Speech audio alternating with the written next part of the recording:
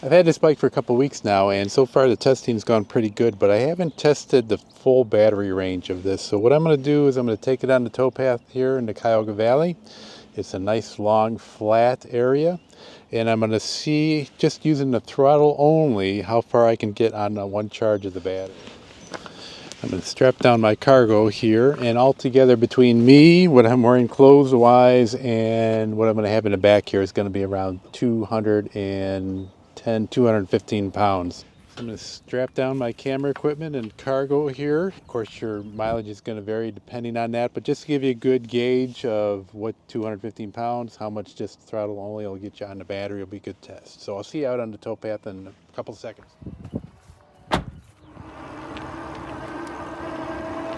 We're heading south, which means we're going to be gaining a little bit of elevation by the time we get to our turnaround point. And then we'll be heading north, of course, and we'll be losing a little bit of elevation, so it should be a wash.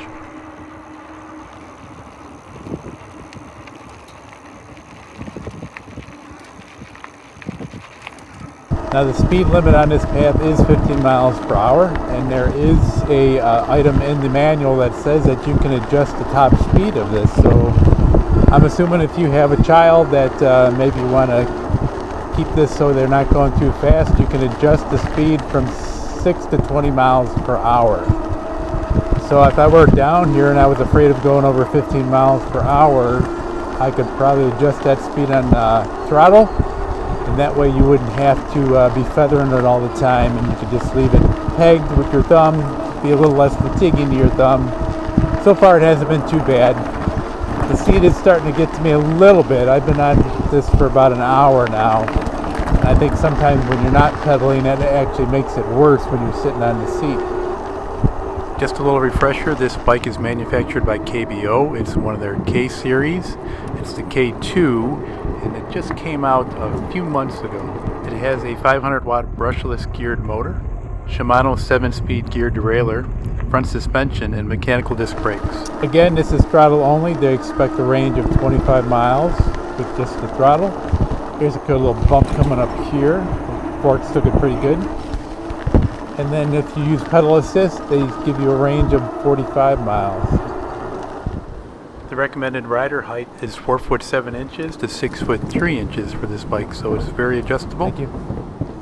Total payload for the rider and your cargo is 280 pounds.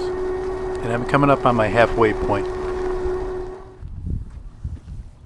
Okay, I'll get you a screen readout of the digital speedometer in a second here. If you look at the digital readout, it says 12.5 miles so far, and a little bit more than half of the battery is still available. Now I also started my watch as a workout, and it goes by GPS, and if you look at my watch, it says that it is 13.16 miles. So I'm going to trust the GPS a little bit more than the speedometer on this readout. Let's get back on the trail and see if I make it back. According to my watch, we just hit the 15-mile mark, and we still have about half a battery showing on the indicator. I don't know if this will be kind of like a fuel tank on your car, where sometimes it stays on full for quite a while, then all of a sudden it starts dropping real quick. But we'll find out. So this is a beautiful bike path in the Cuyahoga Valley. You can currently go continuously for 90 miles, and when it's all complete, it'll be right around 101 miles. The reason this is called a towpath is because it hugs the canal, which used to be used in the 1800s to transport goods and services up and down the state of Ohio. The canal used boats, and on those boats they were towed by donkeys or horses, which walked on these towpaths. Judging from the readout on a display, if it holds true, I should be able to make it with no problem. KBO makes a multitude of different e-bikes out there, so if you don't want one that's folding, they do make regular looking e-bikes. They make some mountain type bikes, some heavy duty cargo type bikes, a variety out there. This bike does come with a detachable rear rack. That's what I mounted my camera equipment on, but you could put some panniers on the back there. If you're riding in wet weather, it comes with a front and rear fenders to keep down on the spray. These are 20-inch by 3-inch tires.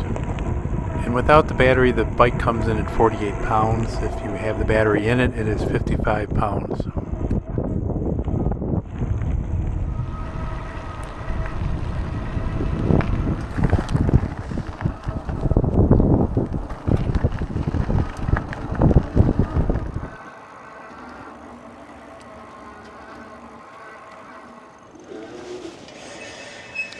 Okay, so according to my watch here, I got a little over 26 miles, 26 and a half miles on the ride.